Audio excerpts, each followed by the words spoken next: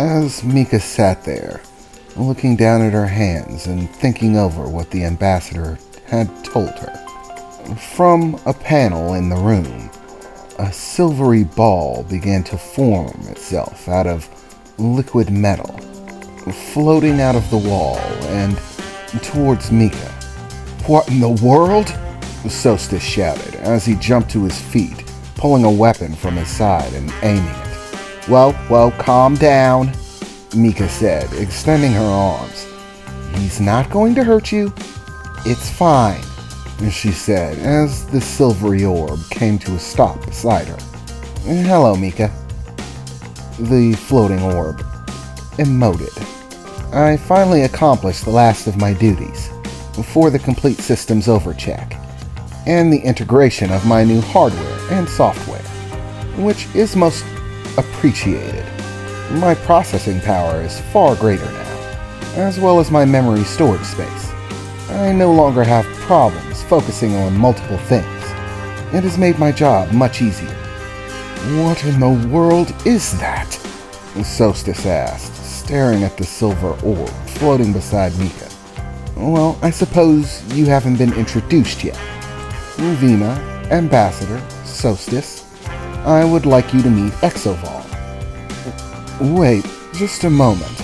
I thought you said that the ship was named Exovol," the ambassador said, a curious expression on his face, as he stared at the silver orb floating there in the room.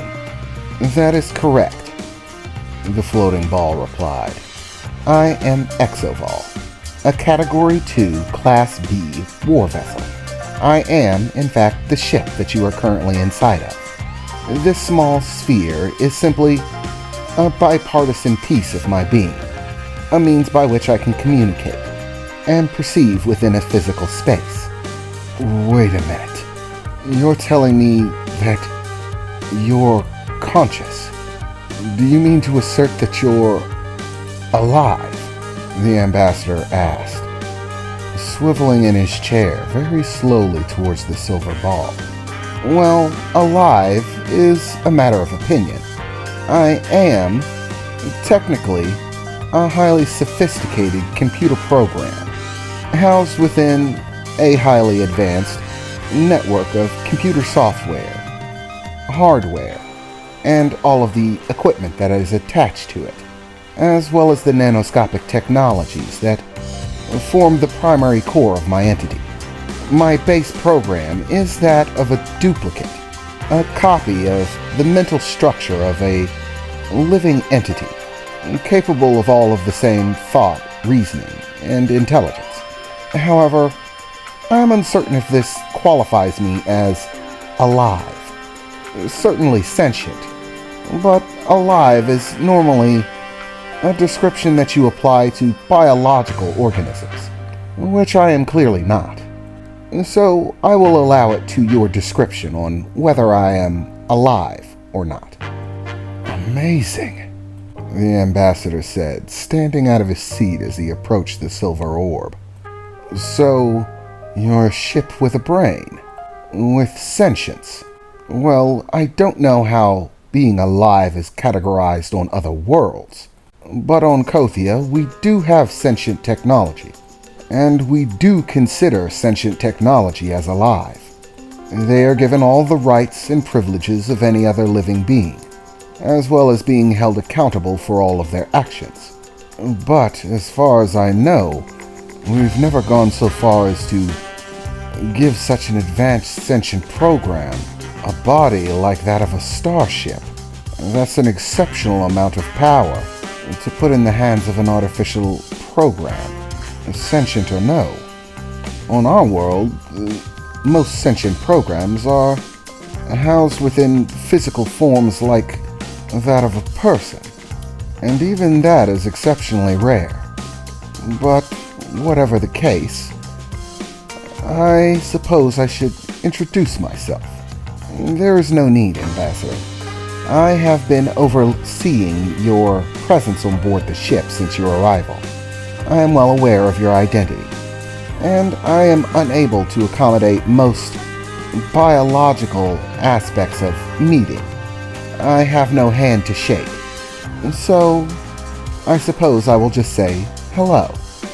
And hello to you, my mechanical friend. I must say, this is already becoming a very interesting set of events. I am most intrigued about how the rest of this journey will go. I hope I will get to spend some more time talking to you, Exovol, he said, smiling at the silver sphere. I suppose, Exovol replied. Oh, Captain Mika, as far as the updates are concerned, the final sets have been put in motion. All of the rooms have now been equipped with a nanite production chamber that will allow members of the crew to produce whatever items that they wish. Nanite production chamber? The envoy said, looking curious. Yes, envoy, you will be given one of these as well. Once you are inside of your quarters, you will find a small chamber with a digital readout screen. You may interact with this screen in order to request the production of anything that you desire. As part of my being is that of nanotechnology, I am able to disassemble and reassemble things on a microscopic scale, including things of an incredibly complex design and makeup, so long as I have the materials at my disposal. As such, any member of the crew, and any guest of the ship, may enter a request for anything from clothing to decoration for their quarters, dishware, whatever they desire. And my nanites will, from the resources gathered, produce that object. The time it takes to do so will depend on the complexity of the object itself. The screen will of course tell you if the necessary materials for that object are within my stores. And as you requested, Mika, the base cost of the materials for the object will be charged to the crew members for its production. Very good, Exovol. I'm glad to hear it. There are definitely some things that I need to spruce up my room, Mika replied. Well, I suppose that I have duties to get back to, Mika said as she stood up out of her chair.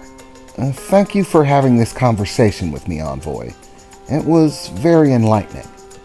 Exovol, do me a favor and escort the envoy to his new room, while I get back to the rest of my duties. Of course, Captain Mika, Exovol replied, vibrating slightly. If you would follow me, envoy, the small sphere said, as it began to float towards the door. The envoy, Sostis, and Vima, all following behind curiously. But as that conversation was coming to its end, far out at the edge of Tolialan territory, another captain was about to receive a message all their own. There, once more in her office, checking through reports and adding the information to a star chart and a holographic display over her desk, planning her next move. Once again, the doors to her office opened wide. Captain Shima, a woman said as she entered the room. I have an important report, Captain. It had better be, the woman said, moving one of her long fingernails and placing hair behind her ear, looking up impatiently at the woman who just entered, as she rushed to the desk that her captain was sitting at. Captain, we just got this report. Apparently one of the spies that we paid off on board a Tolialan space station to monitor activities passed over some information. We had to pay them, of course. But according to them, a Kothian was seen entering a trading establishment, a bartering station for ships. There, they seemed to cut some sort of arrangement with an unknown captain who had only recently entered the Tolialan space station. They were asked to keep an eye on the situation, just in case it was the envoy. And we hit pay dirt, Captain. About a half an hour, we received a deep space high-wave communication from our plant on the space station. Apparently, a shuttlecraft was seen entering a construction dock, a shuttlecraft that was registered to the Tolialan royal family.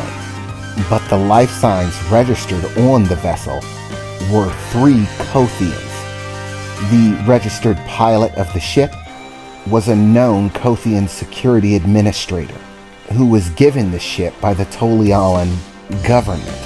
Soon after entering the docking bay, a large ship was seen exiting. According to the scans that they took of the ship, it's a Category 2 warship, Class B, a highly capable vessel. After exiting the space station and moving out of range, they immediately went into high rate of speed travel. Based on their trajectory, they seem to be heading our way, Captain, the woman said as she handed forward a data pad, the captain taking it from her grasp and beginning to look it over very intently, swiping through the files and data, finding herself at a picture of Mika. Captain Mika of the starship Exovol, huh? There's no information here about her record. Known deals in the territory, nothing. Where the hell did she get a Category 2 ship? No, it doesn't matter, the woman said, smiling down at the screen.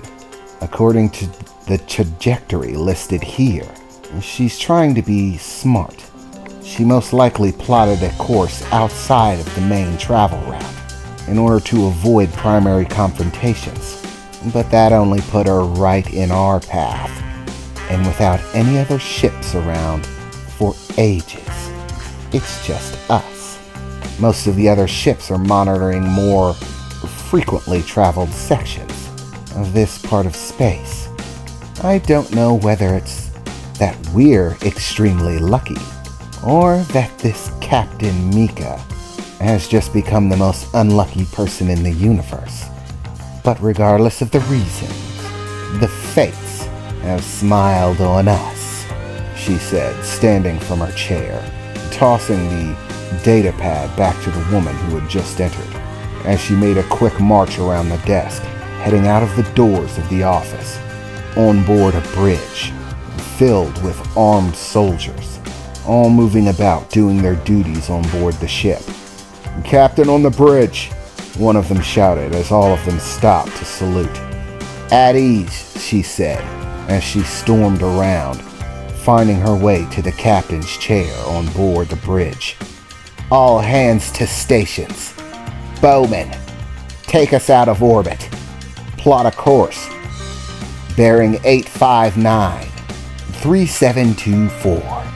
Congratulations, boys. Our wait is over. Our prey is within our line of sight. Soon we will seize our objective, and in doing so, put an end to this war.